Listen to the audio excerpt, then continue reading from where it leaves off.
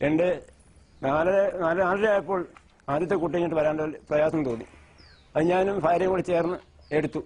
Second 10 minute കഴിഞ്ഞപ്പോൾ രണ്ടാമത്തെ പെൺകുട്ടിയും പിറന്നു. പിന്നെ 1 മണിക്കൂറിന് ശേഷമാണ് മൂന്നാമത്തെയും നാലാമത്തെയും 5 കുട്ടികൾ പിറക്കുന്നത്. മൂന്നാമത്തേത് ആൺകുട്ടി, 4ഉം 5ഉം പെൺകുട്ടി. എൻ്റെ 1 മണിക്കൂറിന് പശു ചാടി എണീക്കുകയും ചെയ്തു. കാലിപ്രസവത്തിൽ 5 കിടാങ്ങൾ കേരള ചരിത്രത്തിൽ ഇതാദ്യമാണ്. സാധാരണ മതിയിൽ നിന്നും വ്യത്യസ്തമായി ഒന്നിലധികം അണ്ടങ്ങൾ ഗർഭപാത്രത്തിലെത്തുമ്പോൾ സംഭവിക്കുന്ന അപൂർവ പ്രതിഭാസമാണ് ഇതെന്ന് വിദഗ്ധർ പറയുന്നു. ശശിധരക്കുറുപ്പിന്റെ പേരക്കിടാവാകട്ടെ കളിക്കാൻ 5 കൂട്ടുകാരെ കിട്ടിയ സന്തോഷത്തിലാണ്. ഇതിനിടെ കറുമ്പിയെ തേടി സർക്കാർ സഹായങ്ങൾ നിരവധിയെത്തി.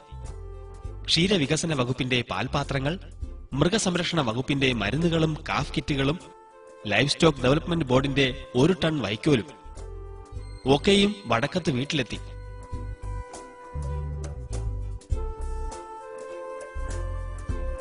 മൃഗസംരക്ഷണ വകുപ്പ് കറുമ്പിയെയും കിടാങ്ങളെയും ദത്തെടുക്കുന്നതായി മന്ത്രി ശ്രീ സി ദിവാകരൻ തന്നെ നേരിട്ടെത്തി പ്രഖ്യാപിച്ചു. ഇതിനൊപ്പം ഓറിയന്റൽ ഇൻഷുറൻസ് കമ്പനിയുടെ ഇൻഷുറൻസ് പരിരക്ഷയും കേരള ഫീഡ്സിന്റെ കാലിത്തീറ്റയും തുടരെ നൽകും എന്ന പ്രഖ്യാപനം ശശിധരക്കുറുപ്പിന് ആശ്വാസമായി. കറുമ്പിക്ക് പ്രസവച്ചടവോ ക്ഷീണമോ തീരെയില്ല. 5 മക്കൾക്കും പാലാഴി തീർക്കാൻ 4 മുലക്കാമ്പേയുള്ളൂ എന്ന പരിഭവം മാത്രം. എങ്കിലും എല്ലാവർക്കും സന്തോഷം ചുരത്താൻ കറുമ്പി റെഡി.